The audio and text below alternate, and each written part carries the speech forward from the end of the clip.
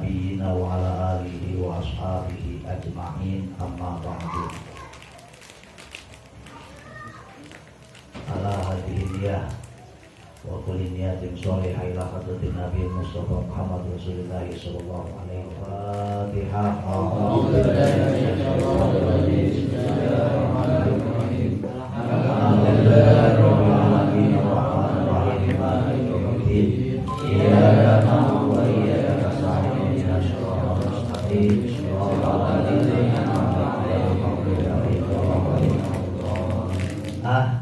kajian kita sudah sampai di surat Al-Baqarah.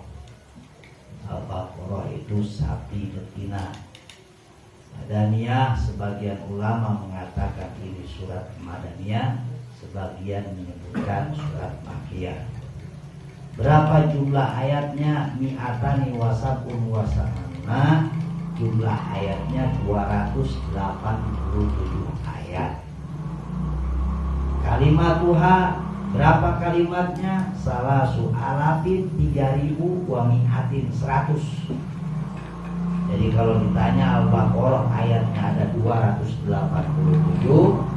kalimatnya ada 3100. Hurufnya berapa? Hurufnya wa huruf wa khamsun wa isruna. Hurufnya khamsun 5, isruna 20, 25, alfan 1000. Kalau agak percaya itu dewek, percaya udah.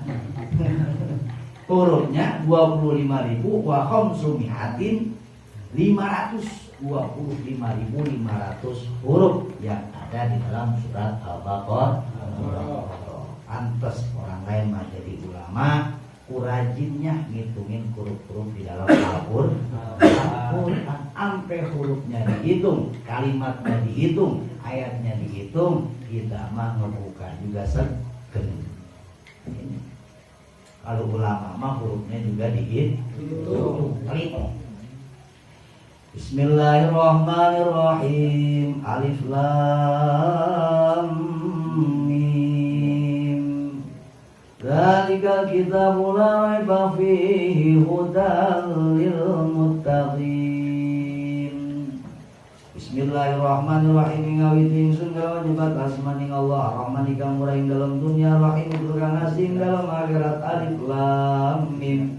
Wallahu a'lamu bimuradi. Qala Sya'bi wa jamaah. Alif lam mim wasairu hurufil hijai fi awaili suwar minal mutasyabihil ladzi in faradallahu bi ilmi. Alif lam mim termasuk daripada ayat mutasyabihat. Jadi ayat Al-Quran ini banyak macamnya. Ada mutasyabihat, ada muhakamat, ada yang sifatnya amah, ada yang khosoh, ada yang sifatnya majazi, ada yang hakiki, banyak macamnya. Ada nasih, ada mansuh dan sebagainya. Nah ini disebutnya ayat mutasyabihat. Qala Sya'bi, berkata Imam Sya'bi wa jamaah, dan golongan yang sependapat dengan Imam Sya'bi, alif lam mim wasairu hurufil hijai. Alif lam mim dan seluruh huruf hijaiyah fi awaili suwar yang terdapat di awal-awal surat Al-Quran minal mutasyabih, termasuk daripada ayat mutasyabihat. Apa itu ayat mutasyabihat? Alladzi in faradallahu bi ilmi, yang cuma Allah yang maha tahu. Begitu, makanya nggak ada terjemahnya alif lam mim, nggak ada terjemahnya. Lawang cuma Allah yang maha tahu. Mana lagi contoh yang lainnya? Yasin, ya. Toha, Amin. Ada lagi tuh satu huruf tuh yang suka ngejebak. Nun. Itu kalau yang bisa ngaji, yang nggak bisa ngaji bacanya orang patahnya panjang. Nah, itu semua huruf-huruf yang ada di awal surat termasuk daripada ayat mutasyabihat. Apa itu ayat mutasyabihat? Yang samar. Ain faradallahu bi ilmi, cuma Allah yang maha mengetahui maksudnya. Saya pernah dengar ada yang nafsirin Yasin itu Nabi Muhammad. ada kiai yang baca Yasin sallallahu alaihi wasallam, ada. Apakah benar yakin itu nama apa? Artinya Nabi Muhammad itu hanya berdasarkan prediksi yang tentunya didasari dengan keilmuan. Jadi bahasanya la ala shawab Nabi Muhammad. Adapun makna Yasin yang sebetul-betulnya cuma Allah yang Maha tahu, gitu. Kemudian wa yasirul Quran termasuk daripada rahasia Al-Quran. Fanahnu nu'minu bidhahiriha wa nufawwidu ilma fiha ilallahi ta'ala. Fanahnu kita semua nu'minu beriman bidhahiriha akan dohirnya kalimat wa nufawwidu dan kita pasrahkan al ilma segala macam pengetahuan fiha yang ada di dalam ayat-ayat mutasyabihat ilallahi ta'ala kepada Allah. Nah, pasti Allah kalau bikin ayat-ayat mutasyabihat kapan jadi puyeng pikirnya, yang kagak jelas disebutin, nggak ada yang nggak berfaedah di dalam ciptaan Allah. Apalagi ayat Quran, nyamuk aja ada faedahnya, ada nggak? Ada, mana pabrik obat nyamuk? Ya begitu. Malik jelek ada faedahnya, ada. Ada gua yang ganteng kan begitu. Bisa disebut ganteng lantaran ada yang jelek. Semangat amat ya. Iya. Apapun ciptaan Allah pasti ada faidah. Apalagi ini ayatnya, firmannya. Ini kenapa kok dibikin nggak jelas kayak begini? In faradallahu bi ilmi wa faidatu dzikriha talabul imani biha. Kata Syekh Nawawi, kenapa ayat-ayat mutasyabihat diadakan di dalam Al-Quran? Tolabul imani biha, yaitu mencari keimanan supaya kita beriman. Pengen tahu iman gak kita nih kalau alif lam mim ini penuh dengan rahasia. Cuma Allah yang Maha tahu. Kan kita disuruh imanin bukan cuma sama yang kelihatan sama mata, sama yang bisa diraba mata, kan? Bener? Bener kan? Ya Nabi Muhammad aja kita ketemu belum tapi kita iman. Sama ini juga alif lam mim kita tahu kagak maksudnya cuma Allah yang tahu, ya udah kita imanin aja bahwa ini ayat Allah. Ini firman Allah, cuma Allah yang mengetahui rahasia yang ada di dalam alif lam gitu. Wallahu ta'ala itasobi ilmin la taqdiru alaihi uqulul anbiya. Bahkan rahasianya lagi dengan diadakannya ayat mutasyabihat ini, Allah ihtasso bi ilmin la taqdiru alaihi uqulul anbiya. Allah memberitahu kepada kita bahwasanya Allah memiliki kekhususan, cuma Allah yang punya. Tentang apa? Bi ilmin la taqdiru alaihi uqulul anbiya. Dengan ilmu yang gak bisa digapai, gak bisa dicerna oleh akal para nabi. Wal anbiya itasu bi ilmin la taqdiru alaihi uqulul ulama. Begitu pula dengan para nabi. Itasu bi ilmin la taqdiru alaihi uqulul ulama. Mereka memiliki kekhususan, mereka memiliki keistimewaan di bidang ilmu dengan ilmu la taqdiru alaihi uqulul ulama. Begitu pula dengan ulama. Ulama memiliki kekhususan, memiliki keistimewaan. Mereka mampu memiliki ilmu, memiliki pengetahuan yang tidak bisa digapai, tidak bisa dicerna, tidak bisa ditelaah oleh otak-otak orang awam, orang-orang belekuk yang pada kagak mau ngaji kagak mau nafsirin Quran semau bacotnya. Mendingan mari gua gedak batang lehernya. Bukan emosi gitu. Gimana gua kayak emosi dulu pedang rokok gua kagak. Gua mau ngerokok ngajinya tafsir. Ini mudah-mudahan dengan kajian seperti ini kita jadi paham. Oh, diadakan alif lam mim. Diadakan oleh Allah ayat Yasin, Toha. Allah mengajarkan kepada kita bahwasanya Allah Maha Tinggi di dalam bidang keilmuan. Keilmuan Allah tidak bisa dibandingkan dengan keilmuan siapapun. Allah Maha Alim. Allah Maha mengetahui. Itu paham di situ, paham nggak? Paham nggak? Paham nggak kalau udah berbungkusan begini? Paham gitu? Udah action ini paham nggak? Paham nggak? Allah memiliki ilmu yang tidak bisa ditembus oleh akal para nabi. Para nabi memiliki ilmu yang tidak bisa digapai oleh ulama. Ulama memiliki ilmu yang tidak bisa dicapai oleh otak-otak orang biasa. Nah ini. Nah sekarang orang biasa langsung mau ngoprekin Al-Quran. Ayo, langsung mau ngehantemin ayat-ayat Al-Quran, pakai akalnya sendiri. Hati-hati. Bahasanya man basarul Qur'ana falyatabawa biroi falyatabawa maq'adahu finnar. Orang yang berani menafsirkan Al-Quran berdasarkan dengan pengetahuannya saja, otaknya saja, maka siap-siaplah tempat duduknya, singgasananya sudah disediakan oleh Allah di alam neraka. Na'udzubillah summa na'udzubillah. Wa qala Abu Bakar radhiyallahu anhu fi kulli kitabin sirrun wa sirrullahi fil Qur'an awailus suwar. Berkata Imam Abu Bakar radhiyallahu an, sahabat sekaligus mertua Rasulullah nih, Abu Bakar radhiyallahu an punya gelar As-Siddiq, orang yang jujur, orang yang jujur, orang yang benar. Karena dia manusia yang pertama kali membenarkan peristiwa Isra dan Mi'rajnya Nabi besar Muhammad sallallahu alaihi wasallam. Kata Sayyidina Abu Bakar, fi kulli kitabin sirrun, di setiap kitab pasti ada rahasia. Di setiap kitab pasti ada rahasia. Wa sirrullah fil Qur'an, rahasia Allah di dalam Al-Qur'an awailus suwar, yaitu ada di awal-awal surat seperti Alif Lam Mim, Yasin, Toha, terus apa lagi, Qaf, Nun dan sebagainya.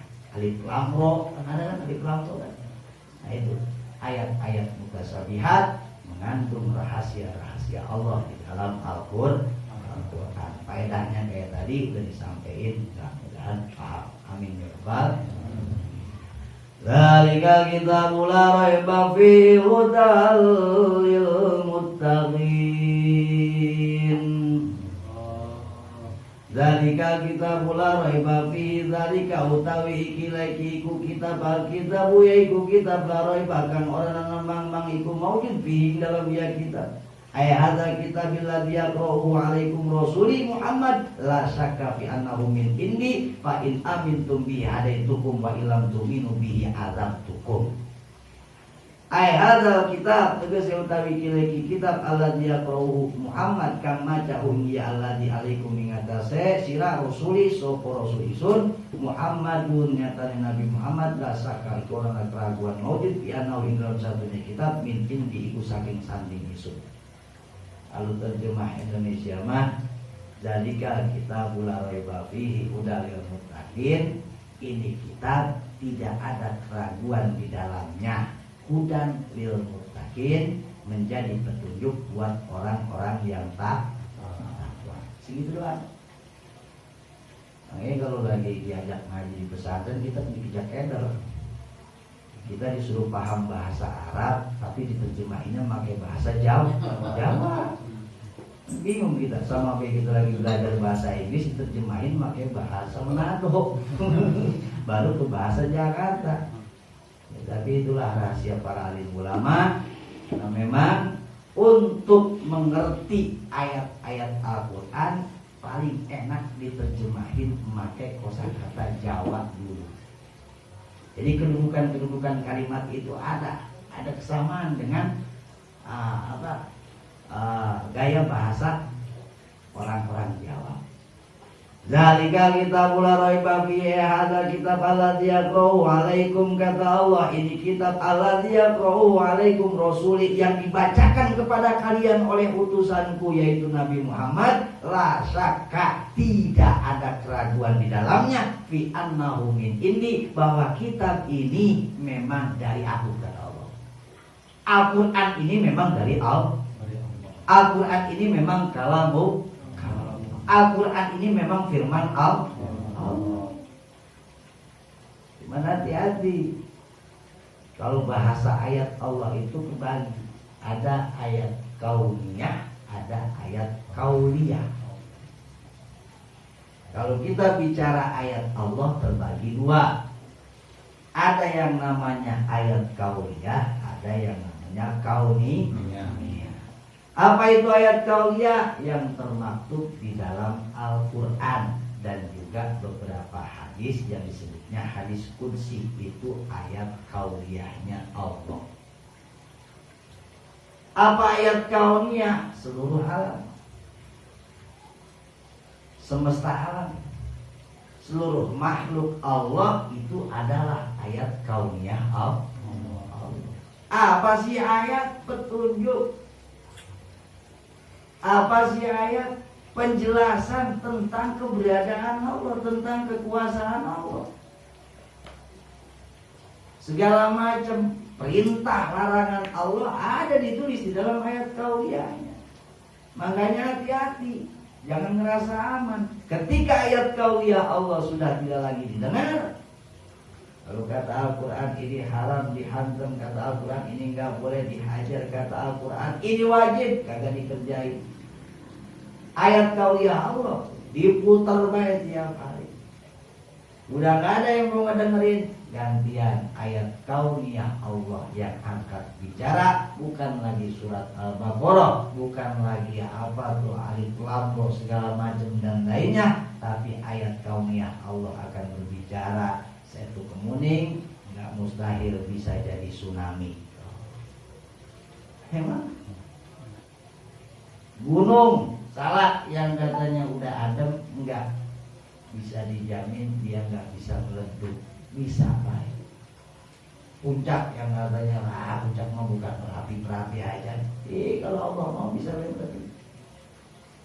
Pokoknya mau begitu, ingetin ayat kauliyah nggak didengar, ayat kauliyah akan angkat bicara. Makanya kalau pengen aman, sebelum ayat kauliyah Allah berbicara, kita dengerin, kita kerjain ayat-ayat kauliyah Allah.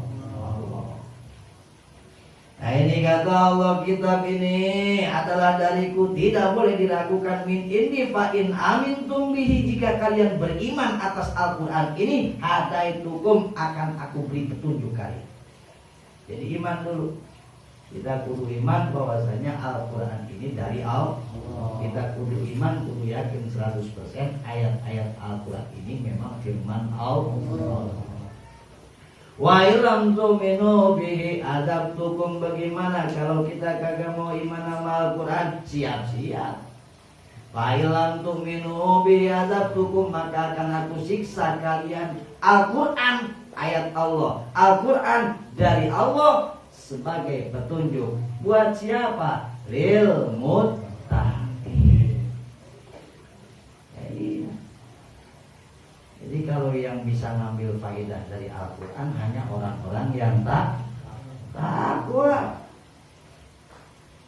Bukan cuman yang punya mas kawin Al-Quran. Lah nggak ada faedahnya. Al-Quran hanya akan menjadi petunjuk buat siapa? Apakah buat seluruh orang-orang yang beriman? Kalau masalah iman doang mah insya Allah, di mana di hatinya termaktub la ilaha illallah, termasuk orang beriman. Tapi masalah derajat takwa, ntar dulu. Tidak setiap yang beriman itu bertakwa, tapi insya Allah orang yang udah takwa mah pasti beriman. Gitu kan? Nisbatnya yang rumah hati aja, nisbatnya yang kohorita. Pokoknya mah setiap berak pasti kencing, nggak setiap kencing berak, begitu. Memang, ya kan? Setiap orang yang beriman belum tentu bertakwa, tapi sudah pasti orang yang bertakwa ini pasti beriman. Sedangkan Al-Quran kata Allah hanya akan menjadi petunjuk buat siapa? Buat orang yang takwa. Kalau cuma iman doang, ya Al-Qurannya jadi mas kawin doang. Saya terima nikahnya Sarwiti binti Somad, tuh kan, dengan seperangkat alat sholat. Ada baring bohong. Bohong itu dia ngomong begitu. Agak lengkap. Kalau seperangkat mah kudunya lengkap. Begitu gua lihat di bang Al-Quran yang kena sejadah, udah beres seperangkat alat sholat. Kan dulunya mah berikut masjid, karpet, balung, kan dia begitu. Marbotnya. Emang kurang takwa, ya, plus marbotnya. Nah Al-Quran hanya akan berbekas, hanya akan jadi petunjuk buat siapa? Buat orang yang takwa. Nah siapa orang-orang yang takwa? Nah ini disebutnya menafsirkan ayat dengan ayat. Siapa sih yang takwa? Dijelasin lagi sama Allah. Ay rahmatun li ummati Muhammadin alladzina yu'minuna bil ghaibi wa yuqimuna sholata wa mimma razaqnahum yunfikun. Orang-orang yang takwa adalah alladzina yu'minuna bil ghaib. Satu, orang yang iman terhadap barang gaib. Waduh, kan si Malik berarti iman saya tebal. Dulu saya sering ikutin buka-buka. Bukan di situ. Perkara gaibnya bukan yang masalah di situ. Nah dulu, orang yang dikatakan takwa adalah kata Allah orang yang beriman bil ghaibi terhadap perkara gaib. Ayyusaddiquna bima ghaba anhum, membenarkan atas apa yang gaib dari mereka. Yakin adanya surga Allah. Wan nari, yakin adanya neraka. Wasyirati, yakin adanya jembatan Syiratal Mustaqim. Wa mizani, yakin adanya timbangan. Wa ba'si, yakin adanya hari kebangkitan. Ntar kita kan mati nih, habis mati bangkit lagi. Bangkit kita yakin. Wal hisabi, yakin adanya hisaban. Wa ghairi dzalika, dan perkara-perkara lain seperti pertanyaan daripada malaikat. Ada keraguan-keraguan di dalamnya bahwa Al-Quran ini memang dari Allah. Hudalil muttaqin, jadi petunjuk buat orang-orang yang takwa. Saya takwa Ustaz, belum tentu. Siapa yang dimaksud dengan orang takwa? Allah langsung ngejelasin. Jadi nggak bisa diaku-aku. Nggak bisa jadi setan aku. Ntar dulu, jangan ngaku-ngaku takwa. Yang disebut orang takwa itu yang mana? Alladzina yu'minuna bil ghaibi. Satu, yang iman terhadap perkara-perkara gaib yang tadi itu, surga, neraka, Shiratal Mustaqim dan sebagainya. Menurut tafsiran lain mah bukan iman ke sono, tapi dia beriman dengan hatinya. Artinya apa? Ucapan perbuatan dengan hati selaras. Tasdiqun bil qalbi wa qaulun bil lisan wa amalun bil arkan. Kan itu yang dinamakan orang beriman. Jadi jangan ngaku dulu kita sebagai orang yang beriman. Saya mah iman ke Allah, artinya iman. Kelakuannya ya emang sama sholat pada ada segan, kenapa lalu jadi. Yang namanya iman mah tadi tiga. Tasdiqun bil qalbi wa qaulun bil lisan wa amalun bil arkan. Hati membenarkan, lidah mengucapkan, kelakuan juga selaras dengan keyakinan. Kadang-kadang kan kita mah keyakinan doang tinggi. Kalau yang enak-enak kita yakin banget, Allah Ar-Rahman Rahim. Allah Maha Pengampun. Coba ke situnya kita yakin banget. Tapi berbah inna adzabila syadid belum mau kemanain. Yakin mah jangan sepotong-sepotong. Kita yakin Bismillahirrahmanirrahim, Allah Maha Pengasih, Maha Penyayang, Allah Maha Pengampun. Tapi kita yakin juga inna adzabila syadid, kata Allah, siksa gua pedih. Emang bisa kita nawar-nawar keimanan? Setengah-setengah. Saya mah imannya sama ayat 2 doang ya Allah. Entar dulu. Bicara keimanan. Satu, orang yang beriman terhadap benda gaib, terhadap barang-barang gaib. Jadi kalau percaya sama gaib-gaib yang begono mah nggak termasuk rukun iman. Nggak termasuk rukun iman. Wa yuqimuna sholata, dan orang-orang yang mendirikan sholat. Yuqimuna sholat, bahasanya yuqimu, aqama yuqimu, iqamatan. Bukan yang aluna sholat, bukan mengerjakan. Karena sholat nggak cukup dikerjain doang, tapi didirikan. Bahasa mendirikan kudu lengkap, dari pondasi sampai genteng sampai ngecat. Ya nggak? Ayo udah lo, pengang kuping lo. Ya siapa suruh ngajinya ayat begini, ayat Quran memang bunyi jetrek. Ngaji. Kenapa Allah bahasanya bukan yaf'aluna, sholat orang yang mengerjakan sholat? Sebab ngerjain sholat doang mah gampang. Kecapak, kecepek beres. Mau sakit kagak kayak wudhu gua, yang penting gua udah sholat dan ngerjain. Bahasanya mendirikan. Yang namanya mendirikan, pondasinya kudu bener. Berarti toharohnya kudu bener, ceboknya kudu bener. Kadang-kadang kita wudhunya bener, ceboknya geblek. Ya begitu. Belum rukun-rukun sholatnya kudu apa, kudu tahu mana wajib di dalam sholat, mana sunnah di dalam sholat, mana yang disebutnya sunnah hayat, mana yang disebutnya sunnah apalagi itu abad. Ya kan, kudu tahu. Aku yang saya mau saat ini sunnah, itu wajib di sunnah, saya tekanin wajib baik semuanya, bagus. Saya tekanin sunnah baik, tekor. Ya begitu, masih mendingan ditekanin semuanya wajib sah. Yukimuna sholat, ngedirin sholatnya benar-benar, takbiratul ihramnya benar. Gak ada. Yukimuna sholata yutimuna sholawatil khamsi bisyuruti wal arkani wal hayati. Tuh bahasa Syekh Nawawi mendirikan sholat di sini ditafsirkan oleh Syekh Nawawi Tanahara, ayutimuna menyempurnakan as-sholawatil khamsi, sholat yang 5. Apa sempurnanya? Bisyuruti, syarat-syarat sah sholatnya kudu ada. Di antaranya kudu Islam, orang kafir sholat kagak boleh. Terus kudu suci dari hadas kecil maupun hadas besar, bukan dari hadas doang tapi juga daripada najis, suci badannya dari najis, suci tempatnya dari najis, suci pakaiannya dari najis. Aduh, ini syariat nih, enak. Tapi kalau kajian tarekat, suci bukan cuma dari najis hakiki, tapi dari najis majazi juga kudu suci. Saya pernah ada ulama dites sama gurunya, ayo dong ikut gua sholat. Begitu beres sholat lagi lo. Apa? Itu lu jangan sholat dulu, hati lu masih kotor. Hatinya masih kotor, hatinya masih banyak najis. Ya kita mentar dulu dah yang semua buyang. Buku mikirin tai ayam baiknya masih repot, ngebersihin tai ayam dulu becus. Ya kadang-kadang tuh marbot. Kalau mau bersihin tai ayam, main sepor baik kan belum.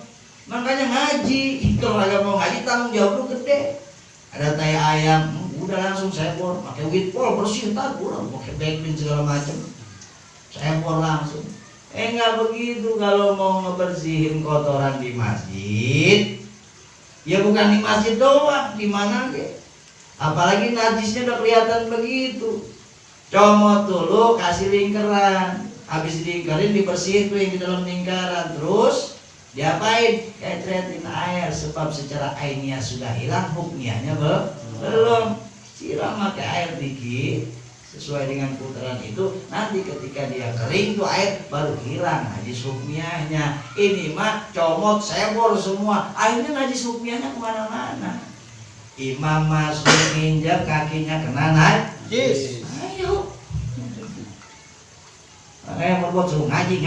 Kalau merbuat belum ngaji pecat, udah. Puyang-puyang amat. Aduh, besok datang ke Bani Amsar itu siapa sih ngaji itu galak amat, bilangin buah gitu. Jangan nama buah tapi nya buah. Wa mimma razaqnahum yunfikun. Dan ciri orang yang bertakwa selanjutnya selain dia mendirikan sholat, pertama orang takwa adalah yang iman terhadap gaib. Yang keduanya mau mendirikan sholat yang 5 waktu tuh lengkap dengan syarat rukun dan hayatnya. Kalau pengen jadi ahli ibadah tuh sebenarnya benerin itu. Islam mah gampang. Islam mah ad-dinu yusrun wa rabbul haraj. Gimana sih pengen dapat gelar ahli ibadah? Wah, ngedeluk-deluk seminggu mah. Duhanya dihantam, witirnya dihantam, tahajudnya dihantam, baca Quran segala macam sedekahnya dihantam seminggu doang. sononya kendor lagi. Yang penting istiqomah. Kata Nabi, adima faradallahu alaika takun abadan nas. Tuh. Kerjakan apa yang Allah wajibkan terhadap kalian, maka engkau sudah mendapatkan gelar abadan nas, ahli ibadah. Paling ahli ibadahnya manusia. Yang wajib kan dulu hajarin, yang wajib. Ini Malik tawan, Ramadannya gue masih belentang-belentang, udah minta puasa hijit. Nah dulu, warteg dulu. Ramadan dulu, beresin. Sholat yang 5 waktu dulu. Ini kadang-kadang ya Allah, Tuhan merajin banget. Kalian pakai spion, berarti subuhnya ketinggalan. Itu yang wajib-wajibnya udah. Hadisnya itu ada yang jelas. Adima faradallahu alaika takun abadan nas. Cuman urusan nomor hadisnya nomor berapa jangan nanya gua. Nanya yang sono Ustaz pejabat tuh yang hafal nomor hadis tuh. Cuma kagak hafal deh. Wa mimma razaqnahum yunfikun. Kemudian yang ketiganya yang dikatakan orang bertakwa, orang yang akan mendapatkan petunjuk dari Al-Quran itu siapa? Mimma razaqnahum yunfikun. Orang-orang yang mau menginfakkan daripada apa yang menjadi rezeki mereka dari Allah. Punya rezeki jangan pelit. Aduh. Nih dengerin nih kaum-kaum ketilang darat. Oh, pantat ketilang, buntut gasir.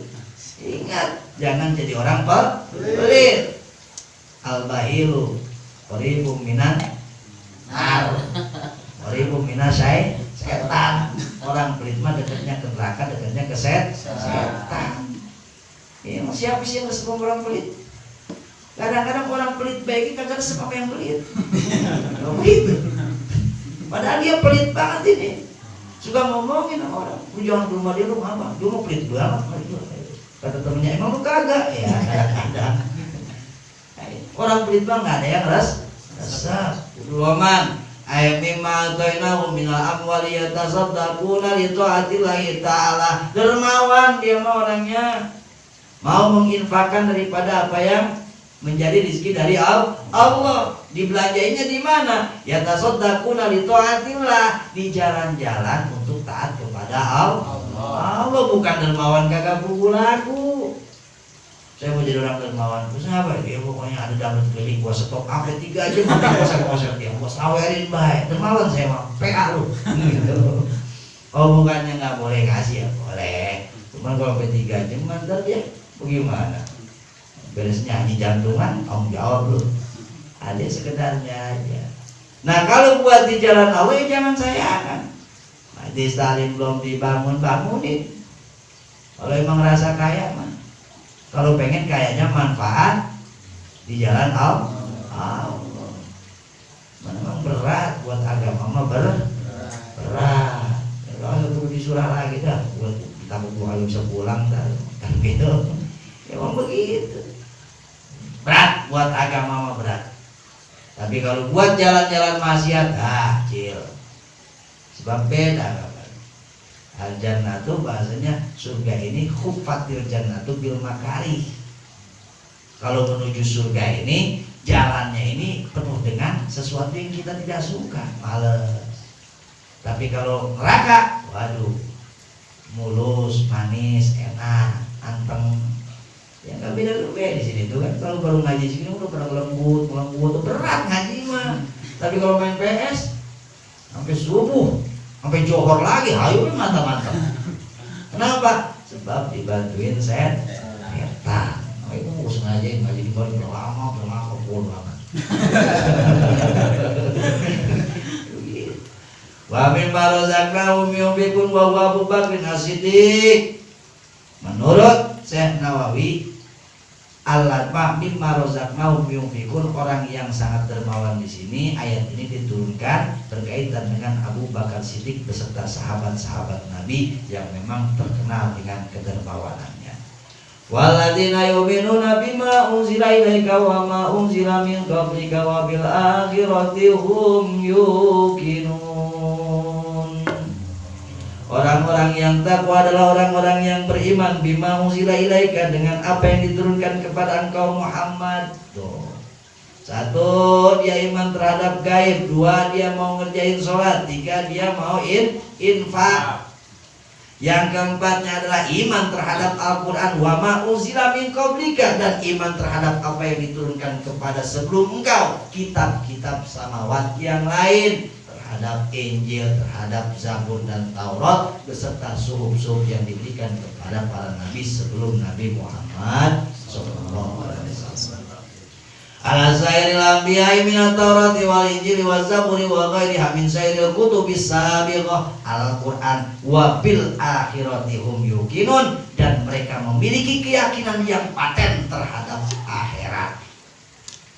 Jadi kalau orang yakin sama akhirat, hidupnya selalu perhitungan, nggak gegabah.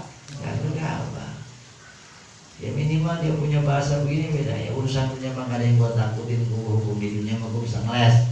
Tapi ntar di sana gua gimana? Gak ada yang lolos dari pengadilan Allah. Bil akhirati hum yuqinun wa hum yusaddiquna bima fil akhirah minal ba'si ba'da maut. Yakin dengan adanya kebangkitan setelah kematian. Wal hisab, yakin dengan adanya perhitungan. Banda kita semua dihitung. Banda dihitung, hati-hati.